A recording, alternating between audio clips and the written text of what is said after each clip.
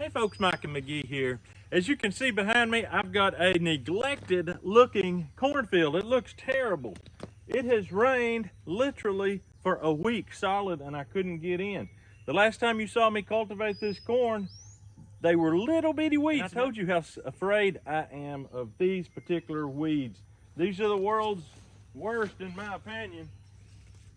These are morning glory. Oh my goodness. And this one is not a morning glory. That's a cocklebird. This is morning glory. They will absolutely climb straight up a corn stalk, several vines at one time. They'll ride that thing to the ground if you ain't careful. So yes, it was bad that I couldn't do it, but as you see, the actual corn rows where I cultivated are in decent shape. I can still manage this. The reason I planted with such a huge space is so I can get in with a tractor and so I can till it. And here in a couple weeks, I'm going to be putting about 1,500 pounds of soybean seeds, broadcasting them through all my fields, not just this one. And we're gonna have a canopy of mulch if we can continue to get this kind of moisture. We hardly ever get cracks in our soil here because our soil is so good and loam and sandy and just great, but we got so much rain it cracked in places. Not used to seeing that around here. We had it in Texas really bad, but not here. We had so much rain I had water running out of the field trying to take dirt with it, and I had to build manually by hand in the mud levees to stop it, and it worked. It worked good. It held the water back, so I'm happy about that. And I'm happy that it's just now dry enough, just barely dry enough to get in here. And I've got my tractor tiller. I'm not going to hit the corn today because the middles are in worse shape. And so I'm going to do this in all of my fields. I've got to get in here and hit it hard, and get that cultivated, tilled up, and then after that, I will come back with the cultivator. Probably won't have time today, but I'm gonna do it. So I say, let me get this tractor cranked up and let's start decimating some weeds.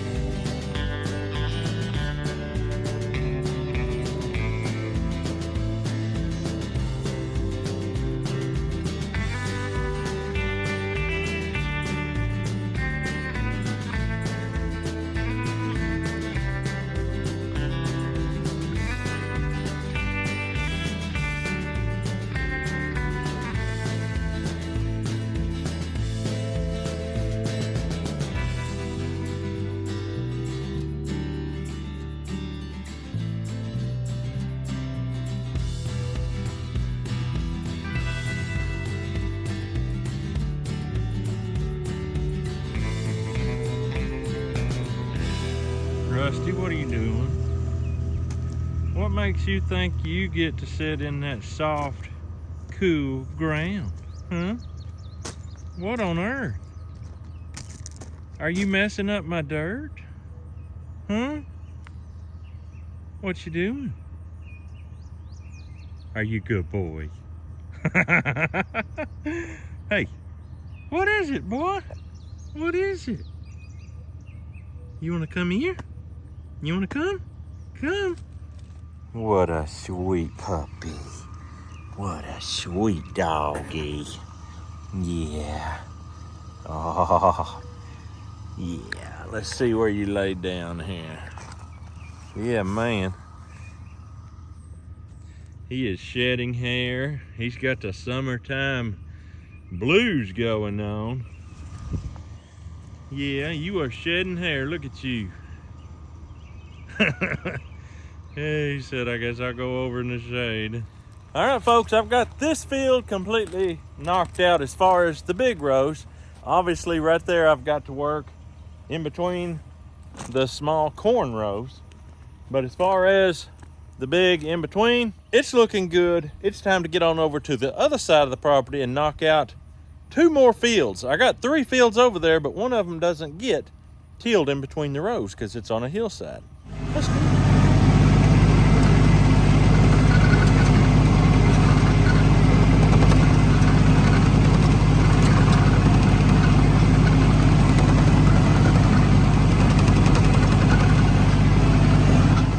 Over here is looking fantabulous. I mean, really good. I am tickled pink with it. I haven't touched it over here yet this year, not one time. And it's not that bad, really. It's got some grass starting to come up. Nope, that's not grass. That's wheat. That's wheat that's coming up from the seeds out of the wheat that I plowed under. Those heads were mature. So this is not hurting anything. Matter of fact, it's going to improve the soil a little bit. It's not going to do much. It's going to be minimal. The roots that are on this, which tore off when I pulled it up, those roots will do more good than actually this top. This ain't going to amount to nothing. But anyway, I'm going to get out here and till it up. I'm telling you what, I am pickled pink.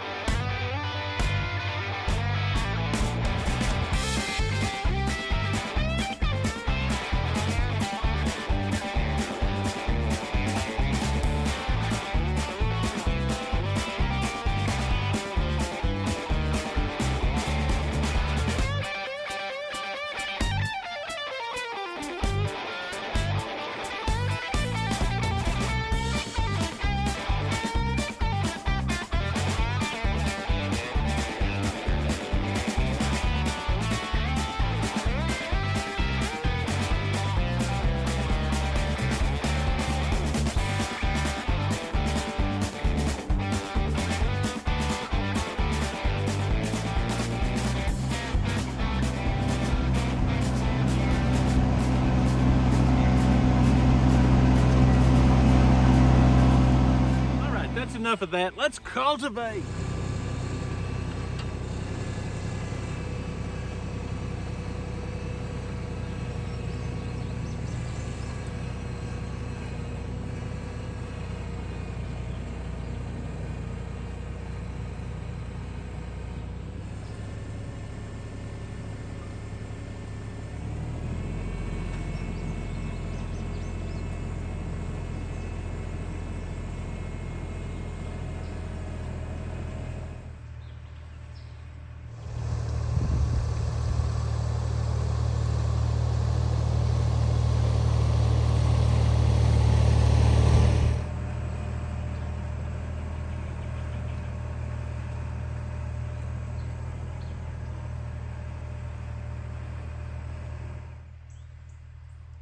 I don't know about you, but I absolutely love that right there. That is gorgeous. Wow. That's the best cultivating job I've ever done on corn, and it's all thanks to the subscriber that sent me those shovels. Some people have been calling them twisters. They said we called them twisters when I was a kid. I didn't have any when I was a quick kid. I don't know what to call them, but they're very good, and they're knocking this out. It took me about 20 feet, 30 feet to figure out the speed I needed to go. And I mean, I started laying it to them weeds, knocking it out. I got morning glory up that tall. It takes a lot of dirt to pile that down and push that under. And I think we did it. I'm looking forward to knocking out the rest. I'm gonna put this in a time lapse and I'm gonna knock this field out so fast it's gonna have your head spinning.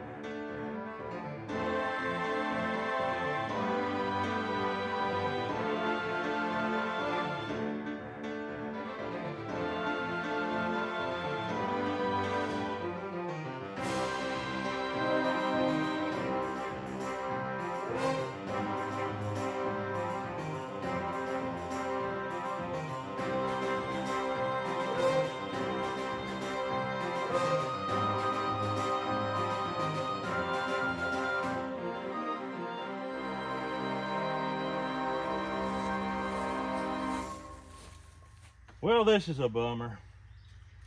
I hooked a rock at the end of the field and broke one of the springs, the outside spring. I'm lucky I didn't break both of them. Would have had a situation. We've still got a situation here. I don't have any way of putting that back right here in the field except for hillbilly duct tape. And I don't know if this is even going to work, but I'm going to try it and see if it will. I'm gonna have to keep an eye on this. I don't want to lose my vice grips in the field, but good grief. In my last cultivating video, I said I think I'm gonna have to swap to a straight shank instead of this spring tooth. I still believe that.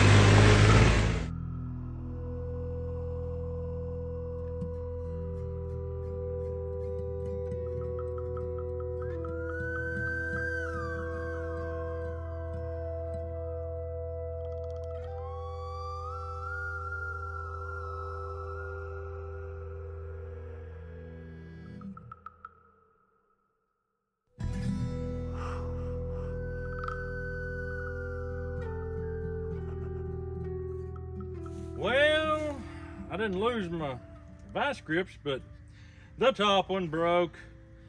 I knew it had a pretty good chance of doing that. Well, I've got the ability to turn around and come back, so I can make double the trips and still cultivate.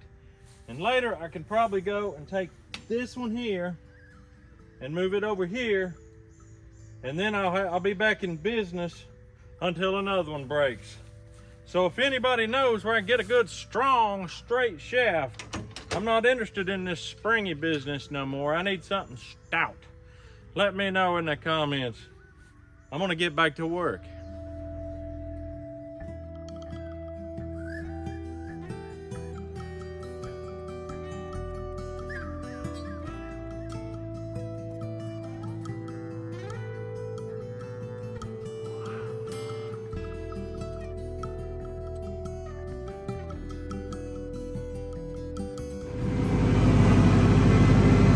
That don't look too bad.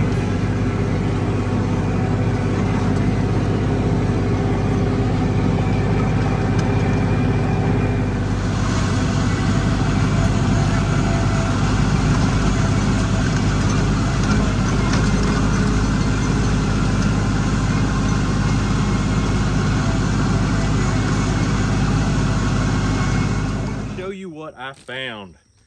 I don't know what this is. I am going to show you this close up so that you can take a look. It's not an arrowhead, but it is most definitely a product of man. They work this down, and it appears that right here they have intentionally cut out a small divot. It's very sharp all the way around.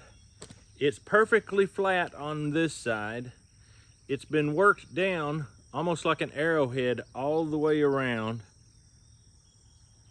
Was it a scraper? What's that little divot for? Was that for something to do with making bowstrings or cutting, combing one's hair? I don't know. What on earth is it? All right, I got my cultivator fixed back to where I've got good plows on both sides. I took my last spare. I don't have any more spares. The two that broke in the past couple episodes have been ones that we fixed in the past and drilled holes in and pinned them together with grade 8 bolts.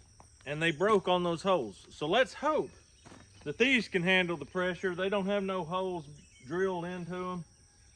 And now the ground has been worked up once. Hopefully we'll be in good shape. This is the only field that I've cultivated before. All the other fields over on the other side never got cultivated one time until the corn was already this tall. If you'd have told me that would be possible, I'd have said, you're crazy. But with these shovels that one of you sent me, made it all possible. Now I'm gonna get out here, I'm gonna get to work in this field, get this one cultivated, and I've still got one more over at the other side of the property that's got to be done. And then we can say we're done. Let's do it.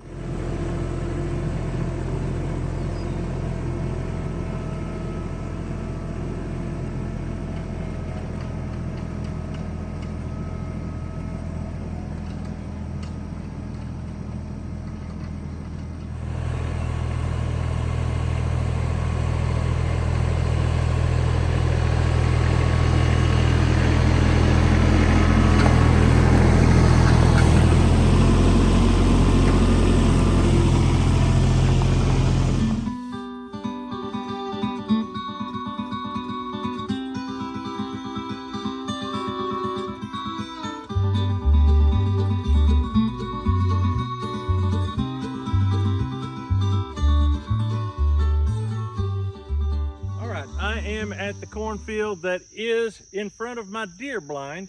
This is my best field as far as soil quality.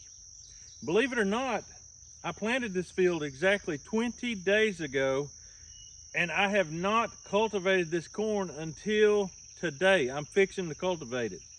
In between the rows, I hit it with the tiller yesterday. It was still a little bit too wet to run my regular cultivator through. Unbelievable. If you told me I wasn't going to cultivate this field till the corn was literally over a foot tall in places. Some places it's 18 inches tall, touching the bottom of my tractor.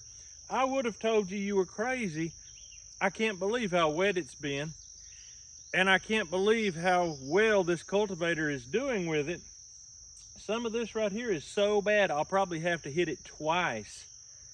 Just hit it and then turn around and hit it again, just to get enough dirt healed up to cover that morning glory. It's bad. This particular soil is loose. And when it's loose, you can cultivate it up in that hill without knocking the corn over. Some of that over there, what you just saw me do, come up in big clods, knock corn over, and I had to be careful, and I wasn't able to go as fast as I should to really get a nice hill. There's still gonna be some weeds in that field. But this here, I'm fixing to hit it, and I'm gonna hit it right.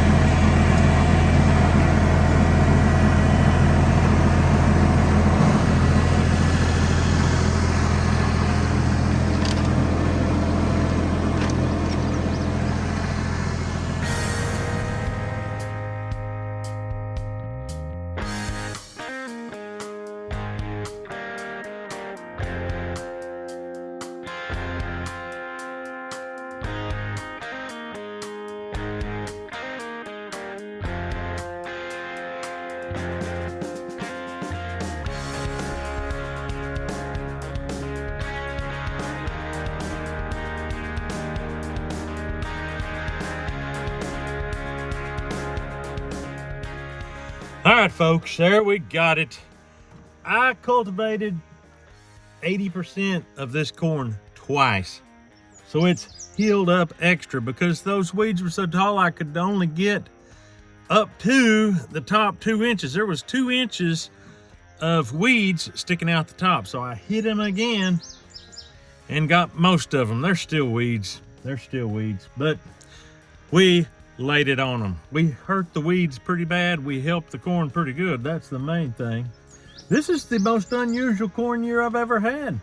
Follow along and you'll get to see more. I probably will not show you when I cultivate the last round. I might. Anyway, we are going to be putting soybeans in here after a while, but not quite yet, in another week or two. But for now, that's all we got for you. We hope you have a great day. We'll see you on the next video.